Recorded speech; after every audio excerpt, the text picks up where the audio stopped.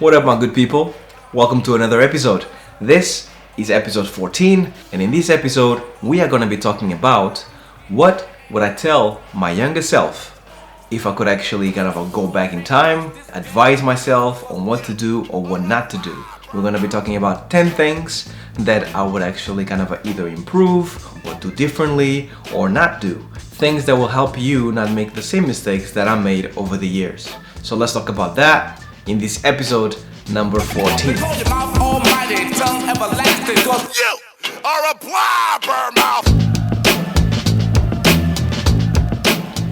Before I get started, I would like to tell you guys that the past week, it's actually a week and a half ago or so, I was interviewed for this podcast hosted by Matt called The Hustle Sold Separately. And Matt does an amazing job in this podcast. I'm a big fan, and basically goes through creatives and entrepreneurs that actually work really hard in order to make their dream come true. And Matt reached out to me on Instagram out of the blue, and he just basically said, I really dig what you're doing. I see a lot of potential. Let's get you in the podcast and let's get you interviewed. So thank you once again, Matt, for the opportunity. If you viewers out there want to know more about me, you should definitely have a listen, because Matt and myself got really deep into different subjects. The title of the podcast is How to Keep Your Ego in Check, but we actually go through a little bit of my life, my animation career, and ultimately we'll talk about how to keep your ego in check. I will give you guys here a little snippet of the podcast. Please go into your favorite platform and have a listen. And if you do have a listen, get back here and let me know what you think about the podcast, because I would love to hear your thoughts, and perhaps there might be more stuff like this happening soon. So here's a little snippet of the podcast. Enjoy. What we do here is go back.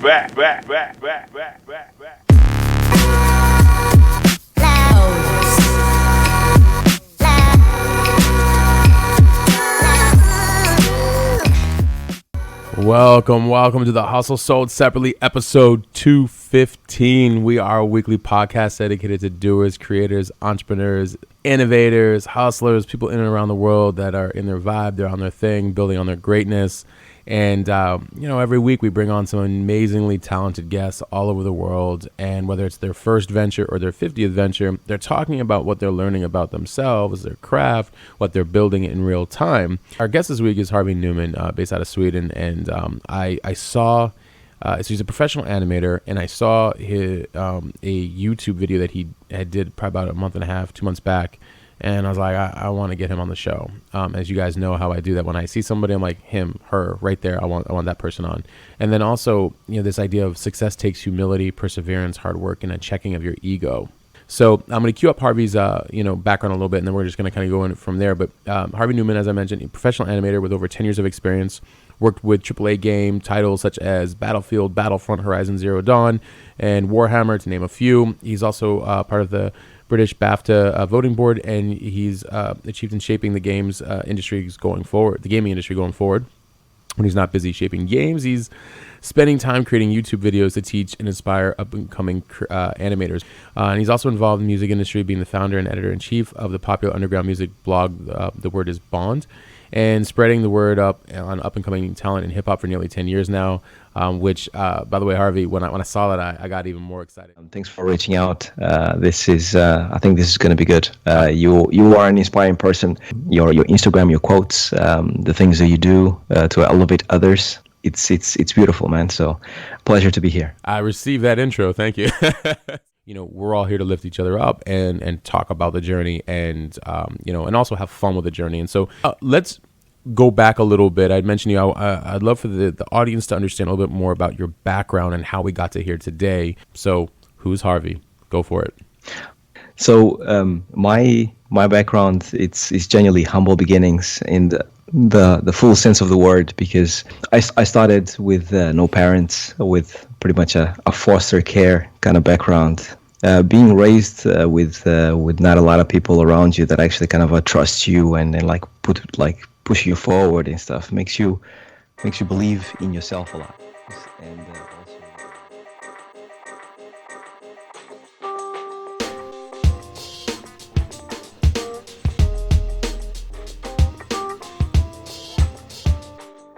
So going back in time, because I had a very rough upbringing, I was always the kid that felt either injustice or perhaps that I was always behind the curve with many people. So by the time I was 14 and I started illustrating, I always thought I need to make something out of this. No matter what it takes, I need to be an artist, and that was my main goal, my main dream growing up. And when I started illustrating, there was this artist that I still love till this day called Scott Campbell. And he made it by the time he was 20, and he was undoubtedly super talented. He was found by this other comic artist called Jim Lee, which I was also a fan. He made it really big. He created an impact, changed the style of what was being drawn at the moment in comics. And I just wanted to be like him and make it by the time I was 20. By the time I was 20, I was not even close to actually being an accomplished artist whatsoever. I was serving tables in London and far away from my dream, and I felt like there was no way out and I was never gonna be an artist. When I actually did my university degree and I started animating eventually, I did all those things late. I started studying by the time I was 23. I finished the degree by the time I was 26. I didn't find a job until I was 29. So it took a long time before I became an artist. I just want to say to everyone out there, now that I feel like an accomplished artist, now that I feel like I managed to make things happen, that this is not a race. Animation, art, life in general. Looking back to myself, to my younger self when I was 14, 20, I really was running after a goal of being found, or someone kind of just saying you are talented and I see you and I want you to work for me, and just having like a little bit of luck and just getting in some way, somehow. That has never happened, and to be honest, most of the accomplished artists that are out there, they had to grind, they had to work really hard to get to where they are. And I am an advocate of that. Don't wait for someone to just find you and you just be like, wow, you're amazing. Just continue working, don't race, do it at your own pace, and eventually it will happen to you. 9 times out of 10, it doesn't happen the way you think. It's gonna happen very differently, and it's probably gonna be something that comes left field of a person that perhaps you didn't thought of that gets you the first gig, and eventually you can take it from there, and step by step you get to a place that you want to be. But it's gonna take time. Take it easy and enjoy the ride. That's what I wish I could tell my younger self, because looking back, I feel like I was running so much that I didn't really enjoy the ride. What is this studio looking for? Let me do that. What is this other studio looking for? Let me do that. And you're just chasing people all the time. The sooner you stop chasing other people and you start doing the things that you want to do, that's when a studio or a person starts noticing you. All of a sudden, you're not doing what everyone else is doing, you're doing your own thing. And to find people that do their own thing is very hard in this industry because everyone is chasing everyone. So stop chasing people, enjoy what you're doing, be creative, be present, and just do it at your own pace. That's the best thing that you can do.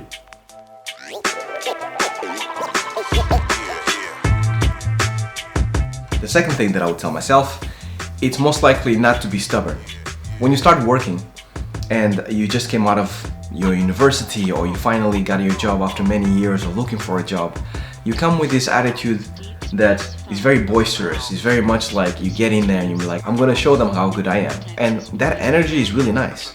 As long as you kind of put it in a positive way. What's bad is when you actually are stubborn about certain ideas that you have or certain workflows that you have. And that was definitely my case.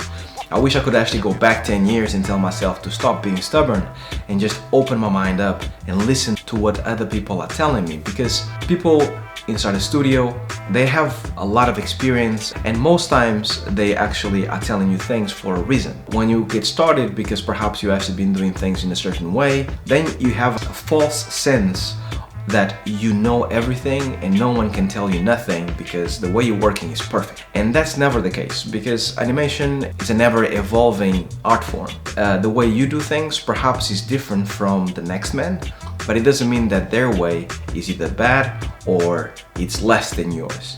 Most likely, especially if you're someone experienced, their way is slightly better than yours because they've been through the motions many times. make sure that you at least listen and practice it, and especially if they tell you, why don't you try this other way, because it's going to work much better for this project. And if you don't like it, then justify why you don't like it. Not because you're being stubborn, but there's a genuine good reason why you're not liking it and you're doing it a slightly different way. So make sure that you always do that. Don't be stubborn like I was. Open your mind up a little bit, especially when you get started.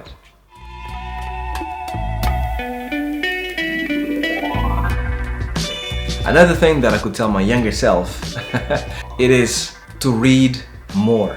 So when I started, I basically was trying to find ways not to read those big animation books, because to me it felt like I was wasting time reading animation books when I could instead be in front of the computer practicing my animation and doing a lot of stuff. That is actually detrimental to your animation, because what happens is that you are actually hitting the wall every time you go into the computer with not a lot of knowledge. So you're hitting the wall and eventually you make through, and then you hit another wall and eventually you make it through. But the amount of time that it takes you to actually kind of do it by experience, it will take you a quarter of the time if you just stopped, read a book. Instead of actually struggling through something, you are reading someone else's struggle and finding a solution that is being proven. Read books, read as much as you can, and then jump on the computer to try it out. Because if you do it the other way around, where you just hit a wall and only when you get super massively frustrated, that's when you stop and read a book, and then you realize that something is actually being written that can help you out, it's gonna be twice as frustrating. The first time you're frustrated because you tried and failed. And the second time you realize, I should have stopped the first time, read this book, and then do it. So just stop and don't be like myself, because I had to go through many years of doing that in order to find out, look, I just have to stop and just learn it and then jump on the computer. It's not wasted time if you're not in front of a computer. Really, it isn't. If you're reading a book about animation or about art, it's actually informing you and your artistic mind in order to actually go forward. So it's actually time gained, not time wasted. That's what I had to learn over the years. I definitely have been doing that since. So don't do the same mistakes that I did, and read a book, take as much information as you can, then go off and practice in the computer.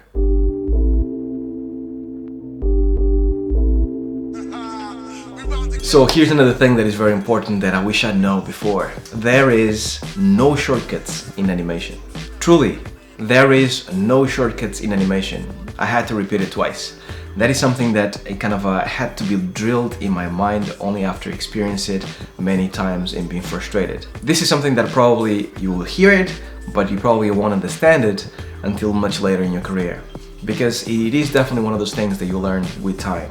There's so many people that have so much knowledge around you, especially when you get started. And there's so many people that are better than you, and you actually want to know how they actually got their work to be better than you.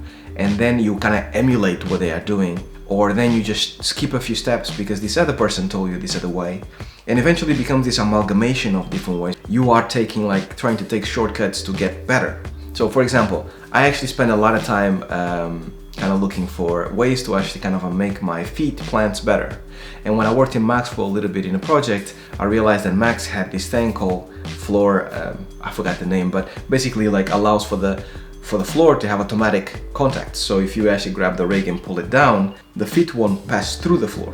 And I spent a lot of time trying to look for plugin or something that actually made the same thing happen in Maya, because I was like, this is great, it will save me so much time. No matter how you flip it, you doing those foot plants by yourself manually allows you to understand them better. Because what happens is that if you find a shortcut and your animation is actually really good, and your director, supervisor, or lead tells you, I don't like this bit, please change it, and it was a plugin or external software or something that made it happen for you, it means that you don't know enough how to change it. And you're gonna find yourself in a catch-22, because all of a sudden they know the job is yours, but they know now as well that you don't know enough to change it. So what's the deal with that? Make sure that you don't actually shortcut things when you don't understand enough, because everything will allow you to understand a bit better about animations. Doing foot plants, it's amazing for walk cycles, and knowing how to do a proper foot plant that feels weighty and it feels good depending on the character size, if you're doing a walk, if you're doing a run, how the foot plants, those things are essential, So when you get an automatic thing that allows you to actually have contacts and stuff, it means that you're getting things for free, which also means that you're learning less. I hope it makes sense. If it helps you, think about 2D animation and how people used to animate way back in the day. Every sheet of paper was a different drawing, and there was nothing given for free. We already have Maya or any software that makes your job easier because it interpolates 2 keys. So you can have a key number 2 and key number 4 and whatever is in the middle, instead of being nothing, you can already have free movement. So that's already amazing, because Maya is trying to find an interpolation between those 2 poses. Great. So there's no need for in-betweeners anymore. Amazing. That's a shortcut that is big enough for me. I want on purpose not to take any shortcuts, to know that I know as much as I can. Animation is hard. No matter how you flip it, it's going to be hard. So just embrace it and just do the job as it's supposed to be done. Because it's on like popcorn, then the beat don't stop till the break of dawn. Okay, so another thing that I wish I had learned before. You will only understand certain things after you have a certain amount of experience. I was always the kind of kid that wants to run before he walks, and it's always been my thing. I want to just get there and just do things and just be there and just know it. That's basically the kind of kid that I was always been. So for me, it's always been hard when people tell me, you'll understand later. Because I want to understand it now, not later, now. Please explain to me, how do I do this now? In animation, especially in the beginning, it's almost like you have a big puzzle. And in the beginning, you honed in into like just one specific piece. Then the more you meet other people, the more you get different pieces. And all these pieces make sense. So then when they tell you that you should start with the hips, wow, that makes sense. That's piece number 1. Or when they tell you that you actually should work on the limbs last. All those things are just pieces of a puzzle.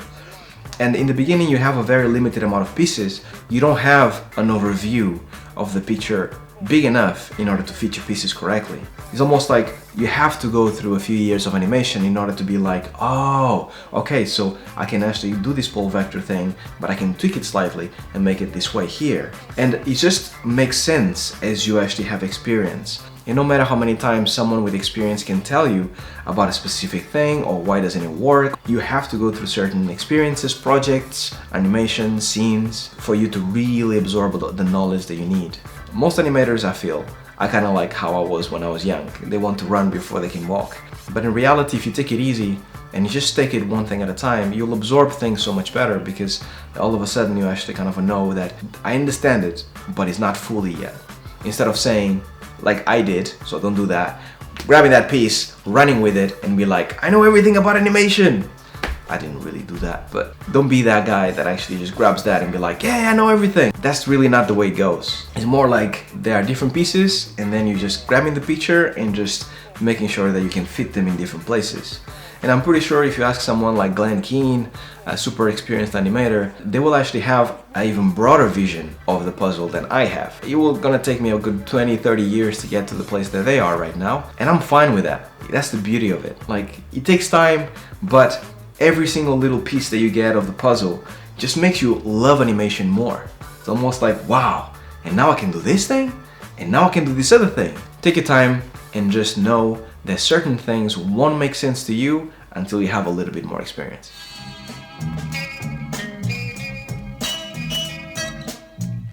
So when I started my first job in animation, you kind of start working with people that have worked in different games or movies that actually have a lot of experience, and it's like, it sounds really amazing. When I got my first gig, I worked with someone that worked with Tarzan feature film, and some other guy was like in-betweener thing, and you think, wow, like if they worked in this movie, then it means that they know it all. The reality is, and especially the more experience I get, everyone is trying to figure things out. That's what I would tell my younger self. Everyone, no matter how good they are always trying to figure things out, because this is an ever-evolving thing.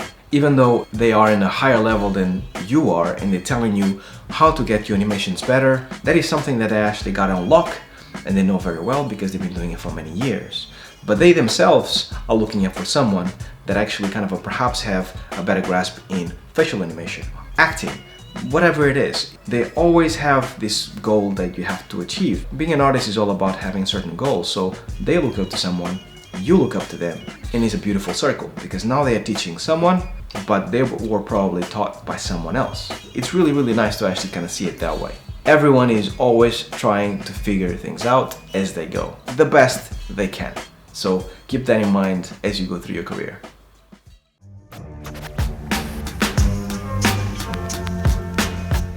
This is actually something slightly related to what I was just talking about. Every animator looks up to someone else than them. Even hugely accomplished animators look up to someone. In the beginning, I felt like animation was something that you learn, you hit a ceiling and then you make it and then that's it. You're good to go and you can animate anything. But in reality, that's not the truth. My mentor was the one that opened my eyes to this. We had a chat. I told him, I want to be like you when I become an accomplished animator and have a lot of experience, because you have made so many things happen and you came out of university straight away and you got the job and now you're working in Disney and DreamWorks and all these places. And he sat me down and he said, Harvey, the way you look at me and you want to be like me, I want to be like Glenn Keane. And I don't feel like I know it all. I feel like I'm still progressing and getting to be a better animator. And that to me just blew my mind. Because to me, here's this guy that actually kind of has worked in these amazing movies and has this amazing amount of talent that I feel like doesn't really need to do anything else. But he's looking up to someone else and feels like he's still progressing in his career. So in reality, it's a never-ending circle. Always look up to someone that is very high, either you work with or perhaps works at a studio or a game that you like. Look up to someone and make that your goal. And know that even the people that you actually look up to, they look up to other people. And that is the beautiful thing about this. There's always this innate nature that we have to always look up to idols or people that you really, really admire. Whatever animator you look up to, just make sure that you make that your bar if you want to be like them and just work hard to get there. And eventually, when you get to a certain point in experience, you are going to be that person to someone else. And hopefully at that point, you can actually kind of take the time to kind of help this person to avoid the same mistakes that you did, like I'm trying to do in this video. Everyone looks up to someone, no matter how experienced they are.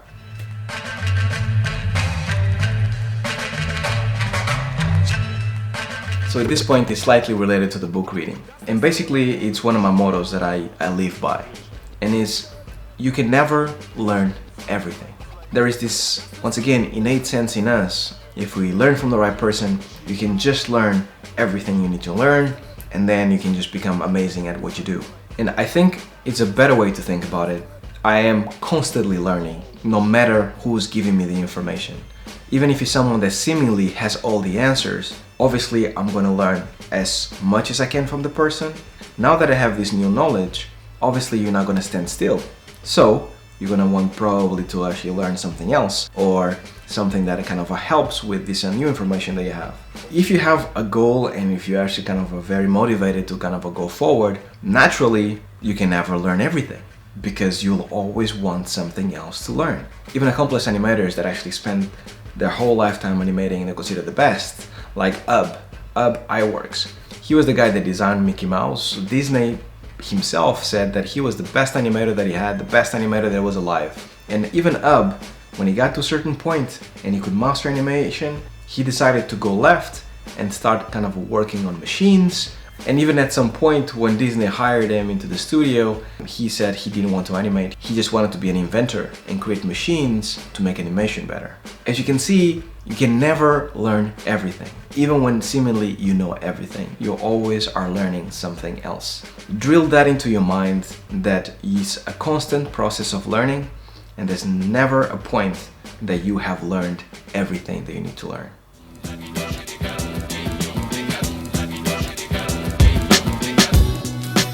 My two last points are completely outside of animation. Animation is a very mental art form. There's so many spinning plates in animation. You have to not only do just one illustration or one pose, you have to actually get every pose to be amazing, and then you have to do it with intention, and the character has to feel something, and that feeling needs to be genuine, and it all needs to feel like it happened just now, like an actor does. The amount of thinking that goes through as we animate every frame and pose every frame and get animations to move, it's insane for our mind. Personally, I just went to a place that was very dark at some point because I was so obsessed with animation, reading books and learning as much as I could. I lost a little bit of love for animation at that point. This is when I found out that looking outside of animation is the best thing you can do by doing mindfulness, meditating, praying, finding some other way that actually allows your mind to calm down and reset. And that's what I wish I could tell myself back in the day. Because I was overwhelmed after maybe 4 years of animating, not only because I wanted to know it all, but also because I felt like I was so behind everyone else, especially because I waited so long until I started animating that I felt like I needed to catch up all that time and do as much as I can, and I was getting burned. So getting out there, hanging out with your friends, doing mindfulness to reset your mind, praying, anything that works for you, that takes your mind off the animation but it genuinely resets it. Another thing that I did, Bond, it's actually from my hip-hop blog called The Word is Bond, which I've been running for nearly 10 years as well. Music is my second passion. To me, focusing on my second passion and actually put myself into it 100% was amazing, and it helped me so much. So just reset yourself, do a bit of mindfulness, and you're good.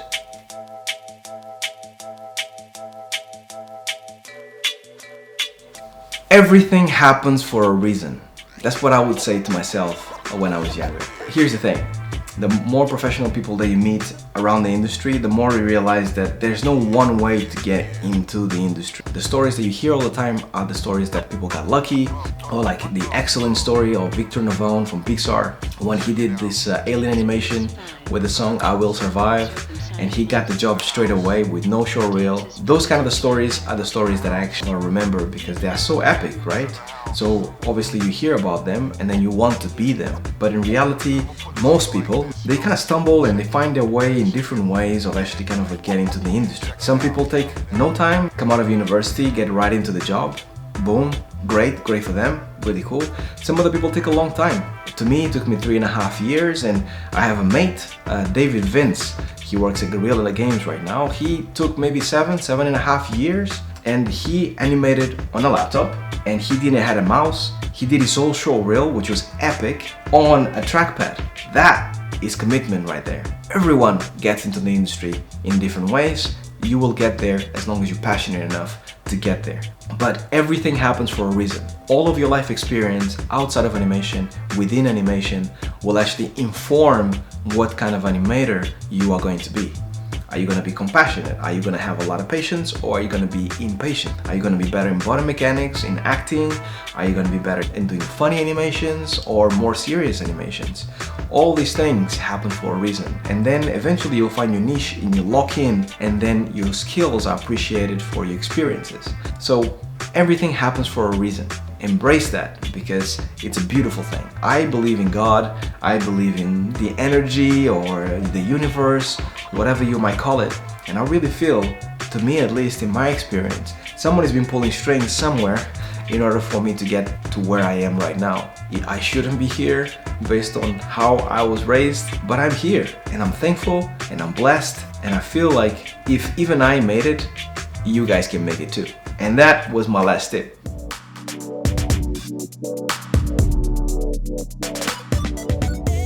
Got to the end of another episode. I hope you guys found it useful. 10 tips that I could tell myself. I really wish I could tell my younger self all of these things, but then again, I don't think I would take any of my mistakes away, because I have learned from everything that I've just mentioned today, and I have become a better person and a better animator because of these things. I just think that if you don't have to go through them, perhaps you will actually make your path to be a better animator much easier. So I hope it's useful. As I mentioned in the beginning, if you guys could listen to that podcast, give it a review, a thumbs up, let me know what you think. Will be highly appreciated. I'll leave a link down below. Also, thank you very much for all the subscriptions, guys. I appreciate it. As always, I'm like super thankful. If this is the first video that you see, please do subscribe. Do leave a like if you like it. Leave a dislike if you don't like it. Leave a comment.